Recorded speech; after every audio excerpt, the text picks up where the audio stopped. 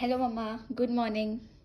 Good morning. So, I have a question for you today. अच्छा, सुबह सुबह question है, चलो। Yes. तो मेरे दोस्त हम्म? बहुत ज़्यादा अपनी ज़िंदगी से confused है. कंफ्यूज्ड है। So, how can they reduce their confusion? They want to reduce their confusion. Yep. तो तुम्हारे दोस्त इस एज में जो लेट टीनेजर्स होते हैं, जो हॉस्टल में भी रहते हैं, काफी कंफ्यूजन होता ही रहता है। मैं अपने क्लाइंट से अभी वही बात कर रही थी कि आजकल के यूथ थोड़े कंफ्यूज रहते हैं। And what a coincidence, you came with the same. कुछ वीडियोस पहले मैंने बताया था कि गोल्स के बारे में, राइट? तो हर एक आदमी को इस दुनिया में गोल्स रहना बहुत जरूरी है। और अगर आपने गोल्स बनाया, उस गोल्स को आप ब्रेकअप कीजिए, आप उसको छोटा छोटा साइजेस ऑफ गोल्स बनाइए, तो आप कट डाउन कीजिए। और जब कट डाउन करते हैं तो आप वो लिमिट कर देते हो ऑप्शंस को, उससे आपका कंफ्यूजन कम हो जाएगा। एक और तरीका है, there is a rule called as Pareto's rule, 80-20 rule. तो ये 80-20 रूल क्या बोलता है? 80% of outcomes are due to 20% of causes. मतलब 80% of the result will happen due to 20% of your work that you can give or मेहनत that you can do.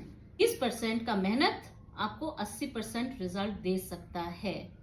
उसी तरीके से बिजनेस में देखिए, 20% कस्टमर जो होते हैं वही सबसे ज्यादा आपको 80% बिजनेस देता है।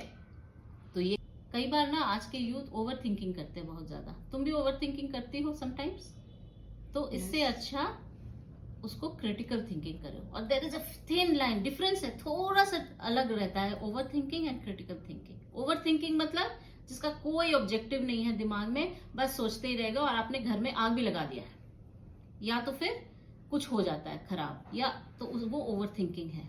अगर क्रिटिकल थिंकिंग करते हैं तो आपके पास डेटा रहता है, आपके पास कोई लॉजिक रहता है, जिससे कि आप सही डायरेक्शन पे, सही जगह पे आप डिसीजन ले पाए। तो इसीलिए क्रिटिकल थिंकिंग करना जरूरी है, ओवर थिंकिंग नहीं करना चाहिए। 4 चीज क्या है? एक तो अपने गोल्स बनाओ, गोल्स को ब्रेक डाउन करो, मतलब उसको छोटा छोटा पीसेस में काटो, उसी गोल्स को और स्मार्ट गोल्स बनाओ। और फिर उसके बाद आप उसका लिमिट योर ऑप्शंस। गोल्स बनाओगे तो ऑप्शंस तो लिमिट हो गया। फिर पैरेटोस रूल आया, जिसमें आप 20% मेहनत के और 80% आपका निकला रिजल्ट। एंड फोर्थ क्या है कि आप ओवर थिंकिंग करना बंद कीजिए, क्रिटिकल थिंकिंग कीजिए। क्रिटिकल थिंकिंग डेटा लॉजिक से ही बनता है। समझाया आपको सही तरीके से कि और कोई क्वेश्चंस है इसके आगे? नहीं, हम ये 4 चीज़ें करेंगे तो confusion दूर हो जाएगा. Okay. Please like, share and subscribe my channel. Thank you. अभी मुझे काम करने दो।